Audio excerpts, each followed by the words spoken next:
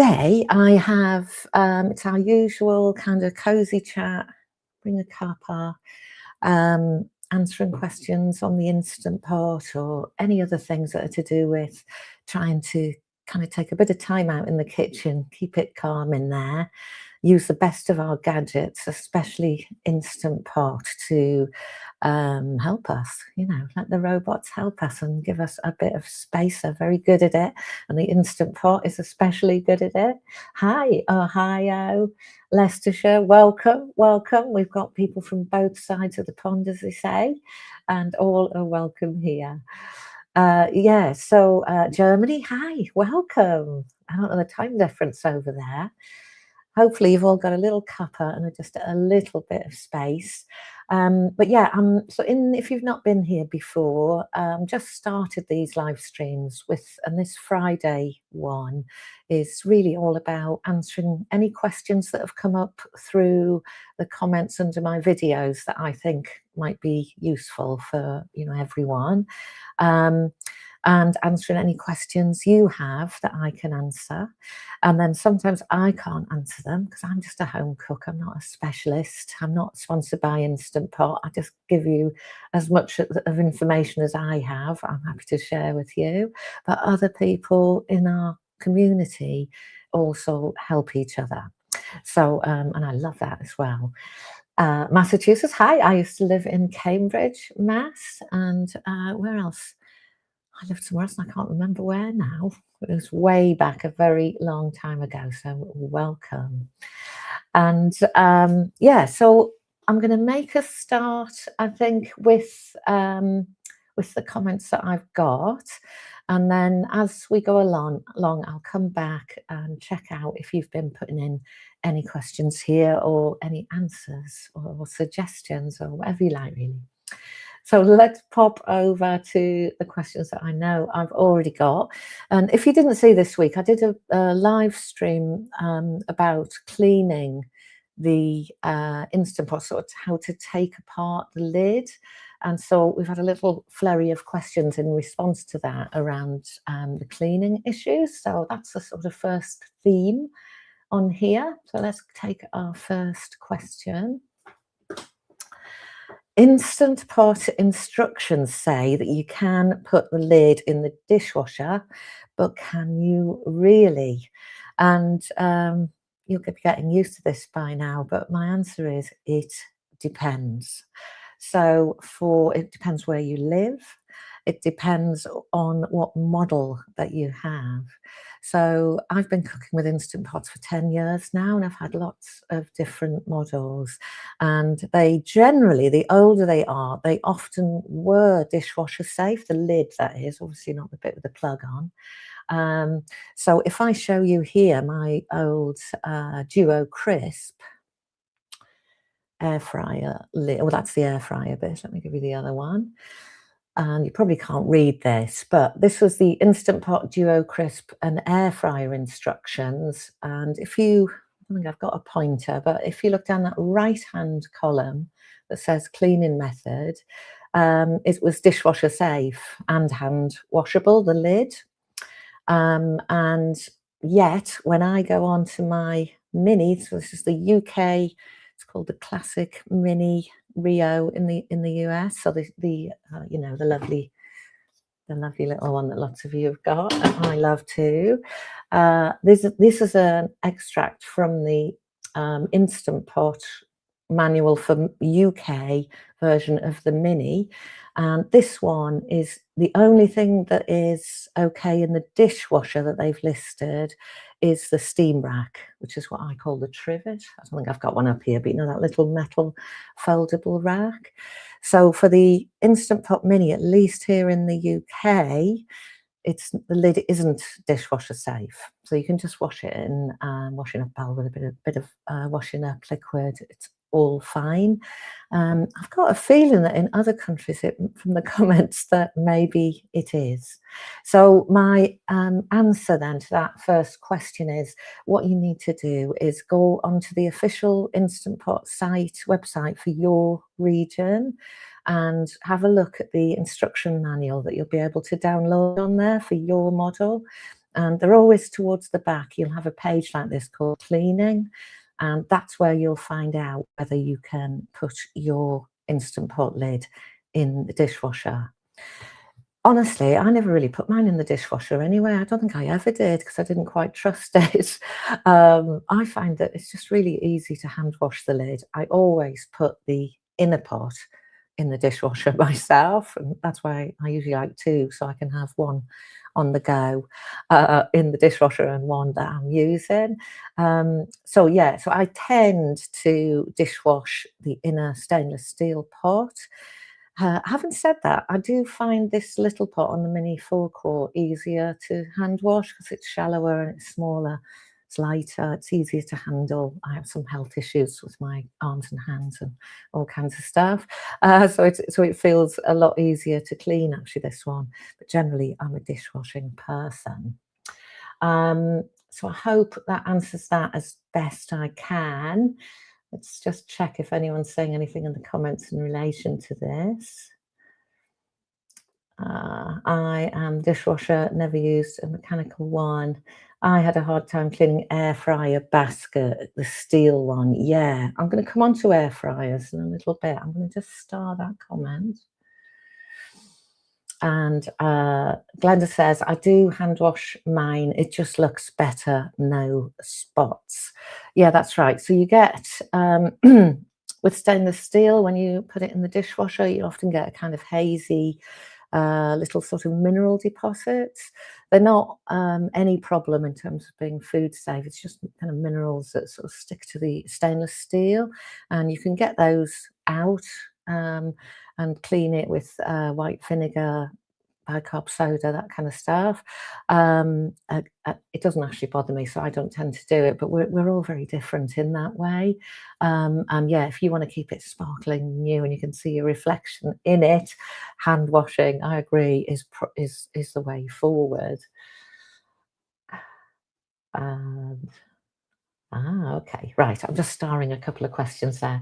So, yeah, so you know, mixed really in terms of dishwashing and hand washing. It's easy enough to hand wash, unless you make a mess of it like I do sometimes. Here's another comment that was from the week. Have you had any problems with water getting stuck in the lid? Should I try to not submerge the lid when cleaning? I've had this happen with other small appliances.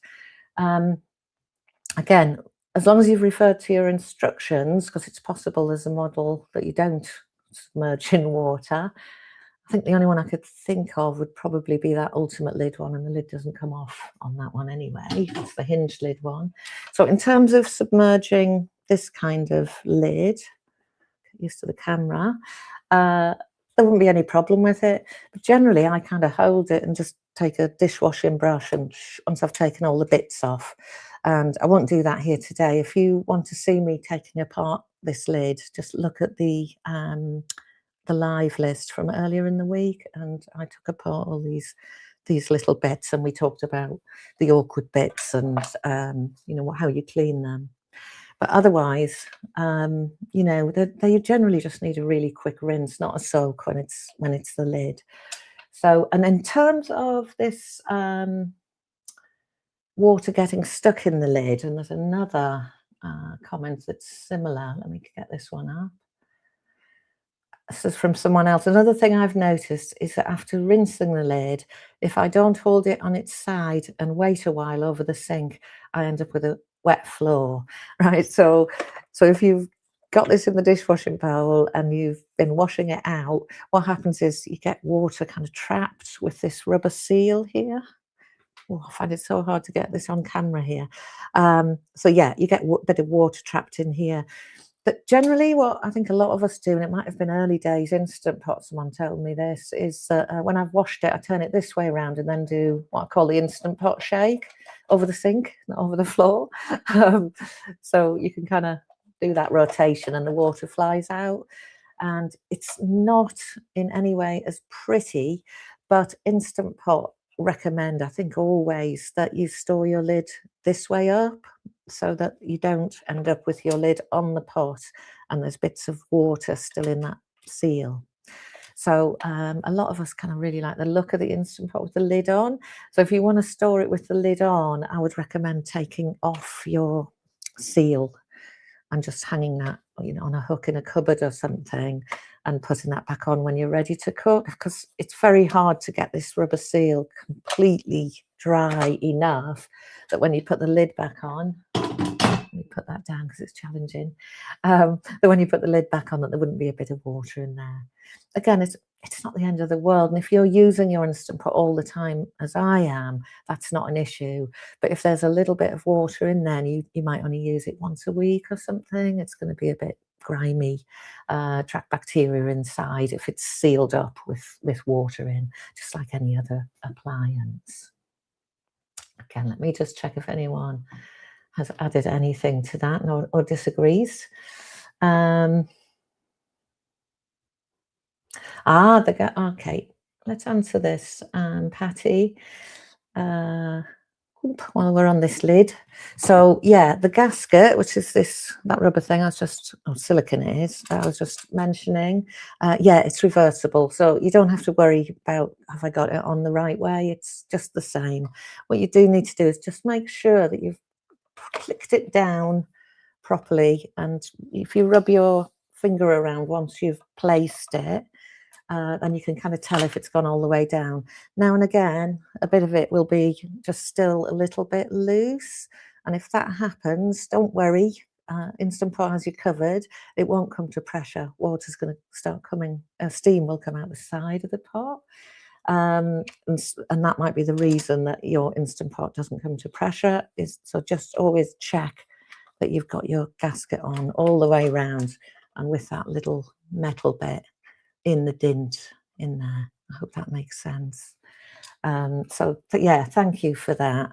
It is quite nerve-wracking taking on these machines when you haven't pressure cooked before. So I should say really that there's no such thing as a silly question, because they are very different, and I think it is better to ask questions, better be safe than sorry.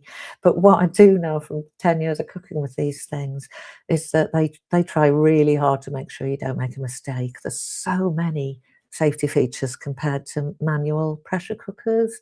So yeah, I've never had any problems other than a lid getting absolutely stuck. And that was that Ultimate lid with the hinged lid. That's the only Instant Pot I've had any problems with. So thank you for that. I've got too many things on here. What about cleaning the base? Oh, here's another cleaning one. Let's get this one. I'm going to get in a right old knot with these questions. Bear with me. Thank you, Laverne. What about cleaning the base on the inside? So anything to do with the body of the Instant Pot, again, check your instructions in case there's something different. But in general, let me put this out of the way. Talking about this bit. So you can see mine's a bit dirty already. And I don't mind it being a bit dirty, but if you want to keep it sparkling clean, you need a very, very wrung out cloth so that it really it isn't damp. It's not going to kind of drip. And you just give it a rub around. Same with all of the body.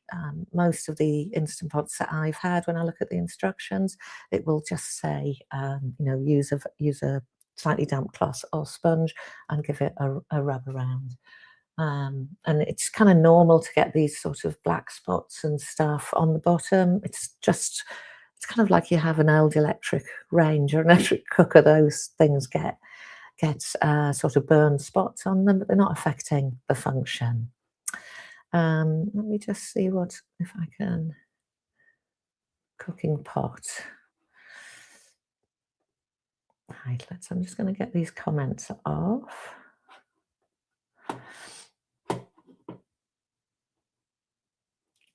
Oh, 1 minute, talk amongst yourselves. I'm just trying to find this one that's stuck on.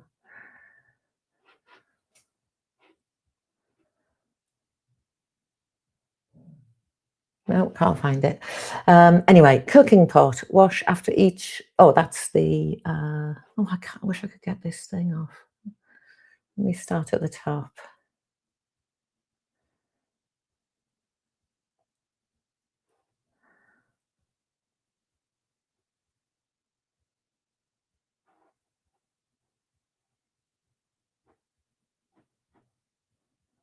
it doesn't want to go. Okay, we'll just have to live with that. But if you look up your manual, it will tell you exactly how to do it. But as I say, normally it is obviously don't submerge it in any way to an electrical device, but just use a damp cloth, maybe a bit of dish soap if you need it. And yeah, keep it simple, really. Okay, let's get rid of this. I can get rid of that at least. Let's have a look at the comments there.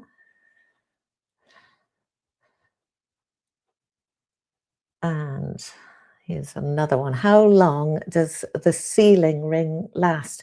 It's a bit of a how long is a piece of string, that one. If you're only cooking in it rarely, you might not change it for a year or more. If you're cooking in it like every day, 4 times a day, it's constantly getting heated up, cooling down.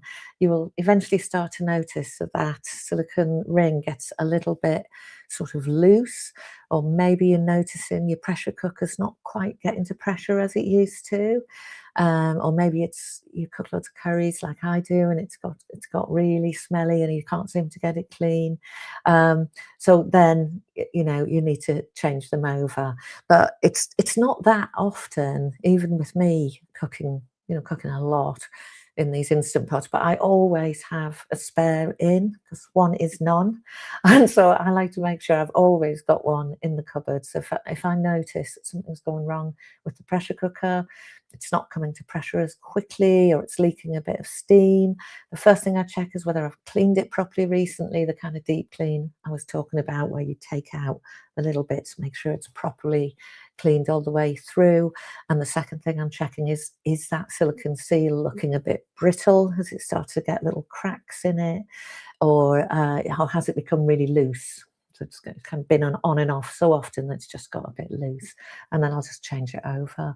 They're very easy to get hold of, at least here in the UK. I've never had any problems.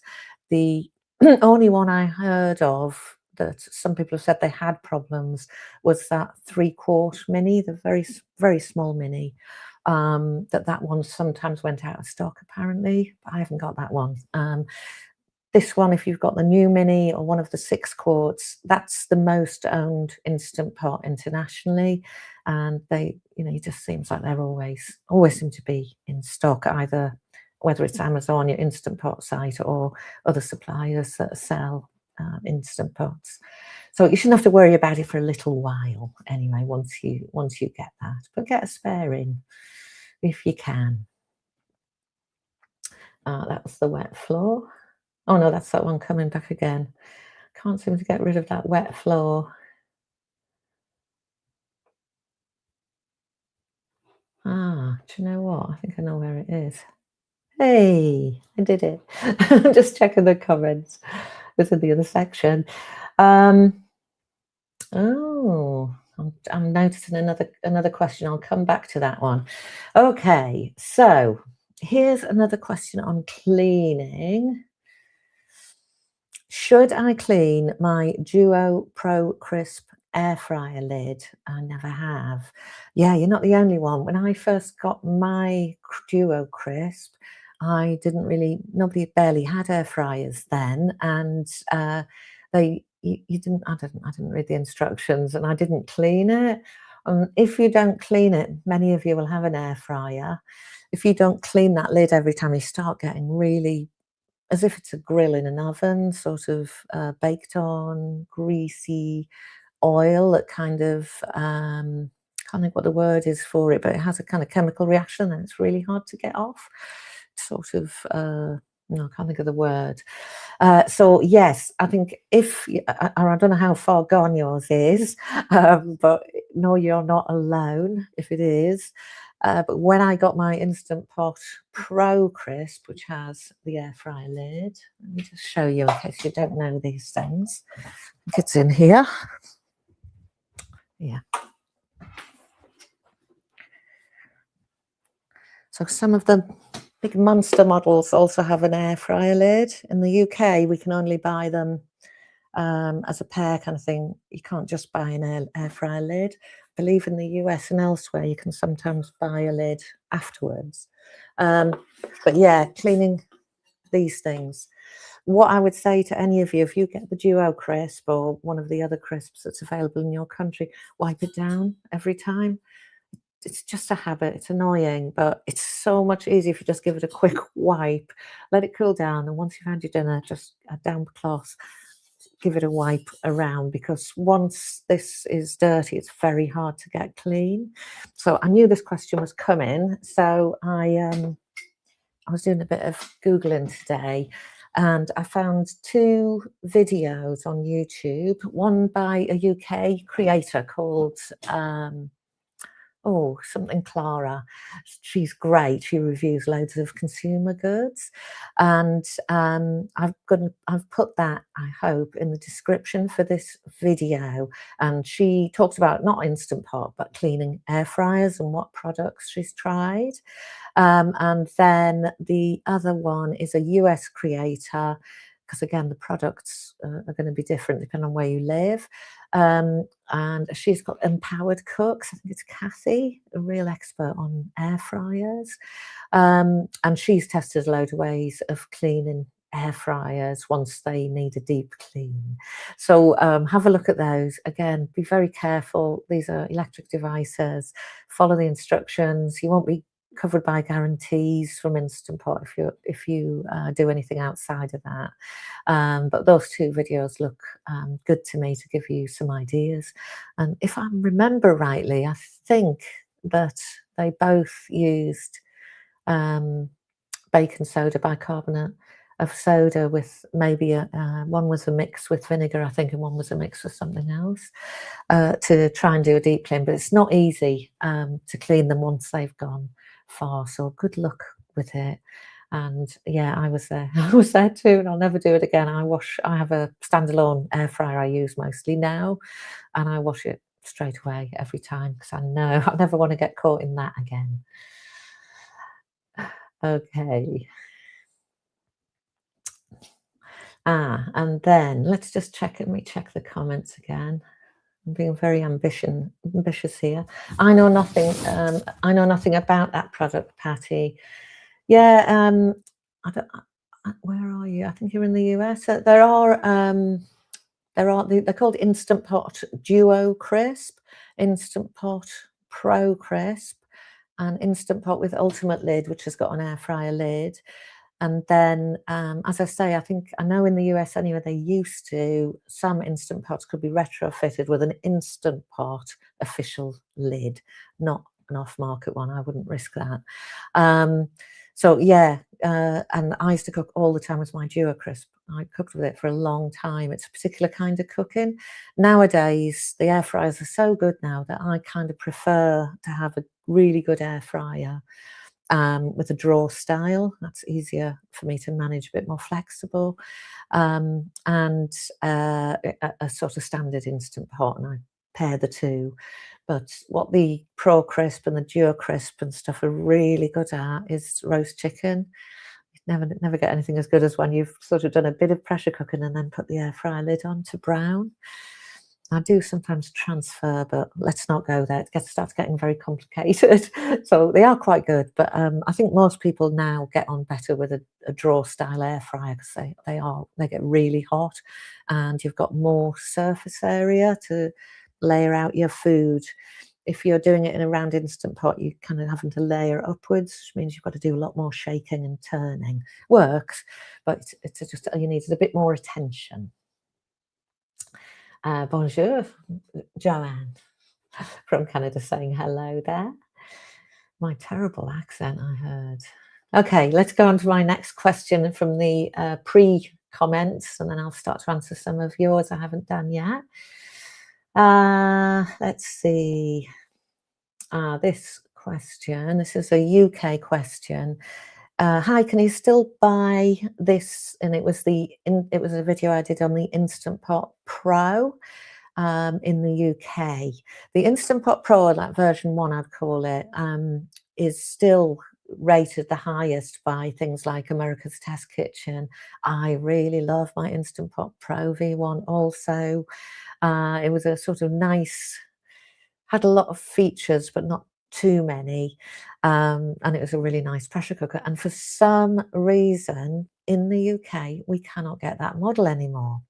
But it's still, I know you can still get it in the US because I saw it on another America Test Kitchen video recently, and they still had it as their number one. So in the UK now, you can only get on the Pro range. It's the Instant Pot Pro with the Wi-Fi, and it's like a charcoal grey, and you know, has all these sort of Wi-Fi features. So it's completely different. It's a completely different model. I don't know what I think of it yet. I've got one, but I've only just started testing it. But I can say straight away that it's much more aimed at this idea of Wi-Fi and having recipes in an app. So it's a very different to how I normally cook because I'm an experimenter. Um, so we haven't really got anything in the UK that is the original Instant Pot Pro. But you might be able to pick up one off you know, Facebook Local or one of the secondhand sites, because people do buy instant pots and cooking gadgets. We've all done it and not use them or never get them out of the box because we're a bit scared in the case of pressure cookers. So you might be able to pick up a bargain if you're out there. And then we got another question here. Please would you share how you cook rice in the Instant Pot Mini? I bought mine today and I don't know how to cook rice. I usually cook long grain rice. Basmati rice is my favourite rice, so that's the one I know really well. This works for jasmine rice as well. And I rinse, say, let's say a cup or a mug, or it doesn't have to be an official cup. I use the ratios for my rice. So let's say a cup of white rice, and I rinse it first, you know, get the starchy water through it, and then put a cup into the Instant Pot, and then put the same size cup of water into the Instant Pot, lid on. I just use the pressure cook settings. So pressure cook 3 minutes, let it come to pressure, which will take a little while, and then it will count down from 3 minutes. And then I let it natural release, which means you don't do anything, don't have to press the button, for about 10 minutes. If at 10 minutes the steam's already released and that pink pin has dropped, then I will take the lid off, and then I'll put, if I've got time, I will put a clean tea towel, dish towel over the top and just rest the lid on top to give the rice a final steam. So that's when I'm making it like really well. But if not, I just kind of stir it up and get it out straight away as soon as the lid's up. And if it's brown basmati rice, it's the same process, but for me, I use 15 minutes on high pressure, and then I let it go natural release. Same thing with the dish towel. Cooks really well. It doesn't stick. I know everyone thinks it's going to stick to the stainless steel, but it doesn't. I don't bother using things like quick cooking rice. You're more likely to have a problem with that. So, you know, standard rice cooks very, very well in the Instant Pot Mini, as well as the others. Same method. So if I'm doing 2 cups of rice, I'm using the same ratio, 2 cups of water for white rice. And for brown basmati or brown long grain rice, if I'm using, it's basically 1 to 1 1/4 ratio. So 1 cup of brown basmati, 1 1/4 cups of water for that. I think I said that right. There are videos, or if I haven't answered that clearly, do ask me again and I will write out that answer. And the Instant Pot standard settings are much longer than that. So I just find it works really well at the levels that I do it. It feels a bit overcooked if I follow those standard settings. So yeah, so that's what I do. But you'll find if you Google, you'll find lots of people doing their rice in different ways as well. But it makes a really good little rice cooker. It's not as good as those Zorushi kind of really fancy hundreds of pounds rice cookers where it knows exactly how much water's in and gets it right, absolutely perfect. But it's really good enough, and I do like nice rice. And final one that I had from before the stream. Hi, it's my first time trying to buy an electric pressure cooker. Any issues about melting and the cover flipping? I'm not sure what the cover flipping means. I won't address that. But the melting thing, no, I haven't experienced anything like that or heard about melting, apart from some people put the Instant Pot on their hob, on their stovetop, so that the extractor fan is above. Instant Pot advises against this, and I do as well, really, because I'm absent-minded. But the trouble with it is, I have heard of people melting it when they've done that because kids come in and turn the hob on, and then the, the Instant Pot melts, as would anything on there, or something slightly on. So that's the only melting I've heard about. Um, I think they've got, as far as I know, they've got a really good safety record from what I've heard over here, anyway. So I wouldn't worry about things like melting. And I don't know what the cover flipping is, so feel free to come back to the comments and explain a bit more what you mean by that, and I'm happy to try and help if I catch that one. Okay. Right, let me go back up and see if I'm catching your questions.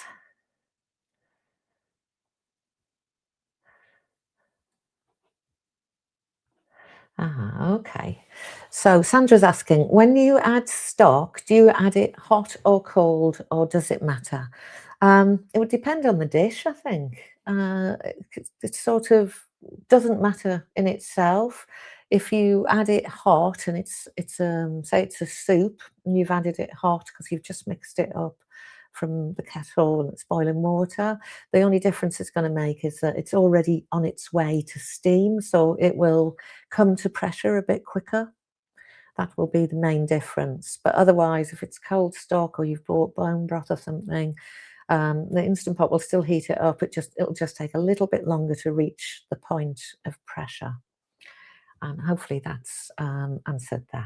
So it doesn't matter unless your recipe needs hot stock for some reason. Yeah. Oh, here, there's another cleaning one that I missed at Rambolini. Thank you. I had quite a hard time cleaning the air fryer basket, the steel one. I don't think I've got one here, but that's the air fryer basket that I assume. When should I schedule it for? Oh, there's my Apple Watch deciding to join in the conversation. She wants to know when to schedule. Let's turn her off. Yeah, the air fryer basket. So it's like a standard air fryer basket that you'll get kind of anywhere. They feel fairly flimsy with a sort of coating on, and yeah, they're quite hard to clean. So if I am using my Instant Pot Pro Crisp with the basket in, same issue as wiping the lid, I'll just do it straight away. And if it's been something, let's say I made sticky ribs, so pressure cooking ribs, makes them really quick to do. And then if you're putting a kind of sticky glaze on and air frying afterwards, yeah, it really messes up that air fryer basket. So if that happens, I just leave mine to soak in a little bit of washing up liquid, and I'll just leave it for a while and then give it a scrub, refill the dishwasher, not the dishwasher, refill the washing up bowl with washing up liquid, leave it for a bit, give it a scrub. So there's no real easy answers. These sort of non-stick coatings in air fryers, seems to me it's very hard to get away from the fact that they won't last forever when it's a non-stick coating. And so washing them off while they're still lukewarm is often easier, I find, than waiting until they're stone cold. So I'm generally getting things into soak as soon as they've cooled a little bit. I hope that helps, and good luck with that. It's the one thing, isn't it, with air fryers, is the cleaning and the longevity. Now, here's another one. Getting my first ever Instant Pot next week. The mini, the sea salt, that's the same as mine. Looking for most impressive vegetarian recipe result to wow my partner. Suggestions, greetings from a Yank living in Ireland. Welcome. And thank you for helping me with my mislabeled time thing earlier on. Most impressive. Obviously, I'm going to give one of my own recipes, but you'll find risotto recipes for a new Instant Pot user are pretty foolproof. And generally, a lot of people do get impressed by risotto because ordinarily you're stirring a little bit of stock, stirring, stirring. It takes quite a bit of work, so people feel a bit mystified by it. Of course, the Instant Pot, we don't have to stand and stir, so I find that impressive. And I recently did that butternut squash risotto in the Instant Pot Mini. So if you want to follow that, it's quite a good recipe to start off with, and you can keep that vegetarian. I think I used parmesan in mine. I'm pretty sure I would have done. So you can use a vegetarian alternative to that, and you can mess about. If you were already a cook, you can mess about with those ingredients.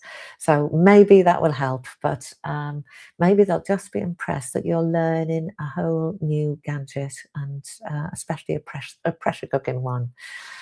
I don't know if that's for maybe that's for Valentine's. Okay, good luck with it. Let's see if there's any more. Cleaning the base. Done. Ah, will you be making any corned beef and cabbage in the mini come March? Do you know, Patty? I think you're in the US or Canada. We don't really, in England anyway, we don't really do this corned beef. Corned beef in the UK, if most people would just say it's like this tin of squishy corned beef with loads of fat on it, like a luncheon meat sort of thing. And it was only when I lived in America actually that I realised how big the sort of Irish tradition around corned beef was celebrated, and everyone. And I've never made it. I've never made it in the Instant Pot. If any else of you out there, if any of you out there do it, yeah, I'll be really interested actually, because I like corned beef and cabbage sounds good to me. But so no, I probably won't be, but I am a bit curious. So maybe if you make it, I'd like to see that. But email me in.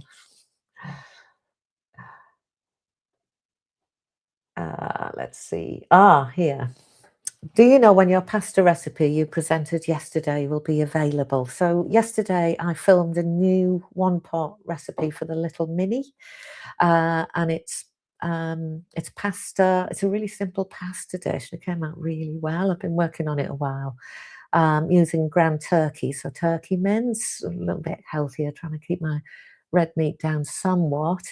Um, yeah, so I finished filming it yesterday. So it's just about when I can get. It takes ages editing, by the way, everyone. It's hard going, but I'm hoping I'd like to get it done over the weekend. But we've had rain non-stop here in the UK since the new year, like really non-stop. We are a rainy country, but not this bad, usually. And tomorrow is the first day that we might be having sun up here in the north of England anyway. So I'll be honest with you, if it's not raining, I will be going outdoors and not editing tomorrow. But if it turns out it's raining, I might be editing. So I hope to get it out by Sunday night. But if it's Wi-Fi goes down or something like that, it would be early next week, but it won't be too long. It's a really nice. I'm really pleased with it actually. We'll be eating it regularly. It's a two portion, so quite a few of you asked me when I got this little mini, because I'm normally a batch cooker, right? I'm normally cooking loads of portions, putting things in the freezer, but not everyone has that luxury. So I was asked to try and do some two-person recipes. So that's what this is. It's two big portions, mind. So it might be three if you don't have as big an appetite as us. But yeah, so it's very, very simple. It's just a few ingredients and a couple of kind of flavor bombs that make that ground turkey taste, more taste to it, because as healthy as it is, it's not as tasty as minced beef. So not I'm not complete. I can't commit. I can't fully commit, Joanne. Forgive me. Uh, Editing it's shocking how long it takes.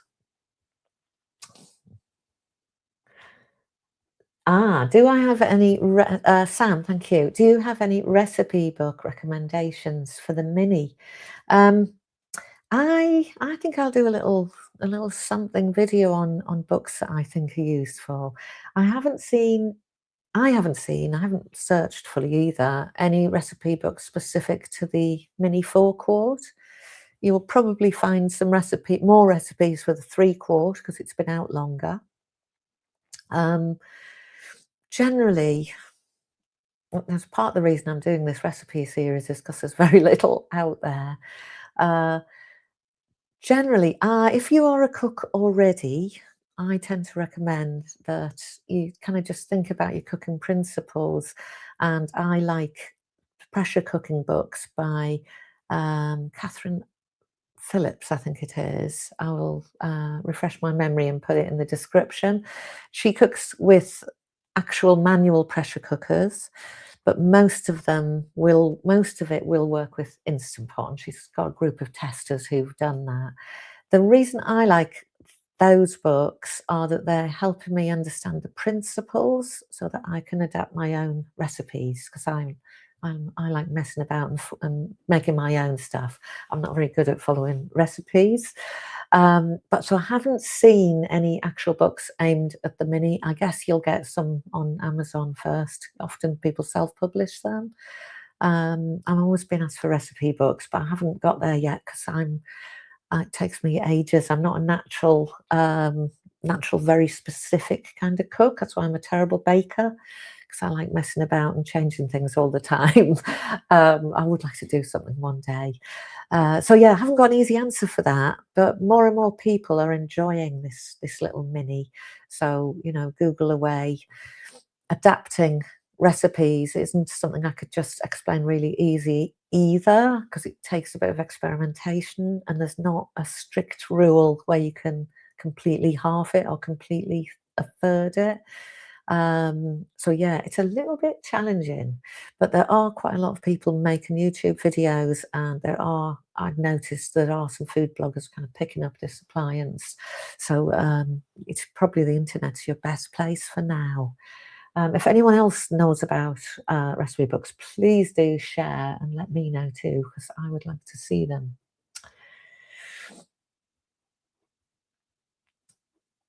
Right. Corned beef and cabbage is sold everywhere around Cleveland. Yeah, you won't find it very much. You don't find it in sort of Irish pubs and various areas like in London where there might be a bigger Irish community. But it's much. And my experience of America was that St. Patrick's Day was much bigger over there than it is here.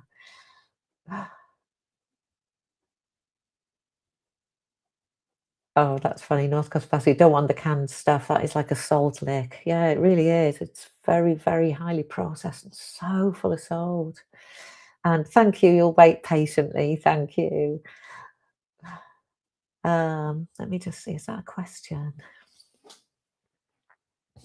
Yeah, another comment from Cheryl. Just got the Rio, found the channel. Looking forward to recipes because there's not that much out there yet. Yeah, that's true. Some of the recipes you'll just be able to make in there. I need to put my thinking cap on and how to deal with this actually. Try and help you all more. Hi, Earthy Artist, finally catching me live. Well done. Thanks for coming. I am hoping to do this every Friday at least, as well as those sort of spontaneous ones I keep doing. Um, have I made bread in the mini pot? Is a question from Sandra. No, I haven't.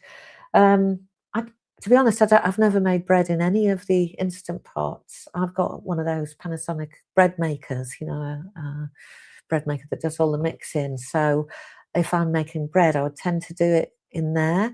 What I do use instant pots for, and I think I've used the mini, is for proving. So the main bread that I make is like a yeasted flatbread, sort of like a pita bread. It's quite really nice. But when I do make that, I'll mix it up in my KitchenAid, and then I'll put it in the instant pot in a bowl to prove. I think I've probably got a video somewhere that addresses that, so I'll maybe try and find it. Because it's got a nice constant heat. We live in quite a cold country, definitely at this time of year. So kitchen takes ages to prove. So the Instant Pot makes a great little, just nice, bring the proving down for flatbreads from an hour to about half an hour quite easily. And my KitchenAid little inner bowl, the artisan one, that kind of fits inside, exactly inside this size, this width, the mini or the 6 quarts. That size, you can drop it in there and turn it on and put a little lid on top. So it's sort of pot in pot in a way. So yeah, that's the only thing I do. If anyone else makes bread in their Instant Pot, please do chip in. And one final question. I'm good with my 6 quart and 8 quart recipes, but just wondering if you can use a cheesecake pan in the mini. It's the same diameter as the six quart. So when you're trying to fit things into an Instant Pot, you shouldn't put it in so there's absolutely no room around the outside. Ooh, sorry. So there's no room around the outside. You need to leave a little breathing room around the outside. And so for a cheesecake pan, it would depend how deep it is, whether it fits in the mini. And I'm guessing you have that on the trivet. So I can't kind of answer it without a lot more detail. But you can, you can do pot in pot. It's just not as flexible as those taller ones in terms of what cooking pots you can use. I did a video, it's a proper long form video, quite a couple of months back probably, about what fits in the mini, what accessories fit. And in that video, if I remember rightly, I measured how high you could have for a pot in pot pan. So it might be worth going and have a look at that. I don't retain things in my old brain, but I know that I measured what would fit okay in terms of the height. So you could check your cheesecake pan on that video and see if it looks like it's short enough. That's the word I'm looking for. Oh, thank you, Elle. You like my calming voice. It's too hectic out there, isn't it? It's very funny because to me, I talk quite fast when I'm on video and when I'm doing this. But I think when you're online, it makes it feel a little bit slower. But yeah, I couldn't possibly pull off one of those YouTube, super fast. And that's not really who I'm reaching out to. I'm reaching out to people like you and people like me who are looking for a bit of space, a bit of good food, and a bit of hanging out when we do a live rather than, full on. So thank you. I appreciate that. Okay, have I missed anyone? If you've put a question in and I've missed it, could you just quickly post a comment and I'll go back and look through and find it.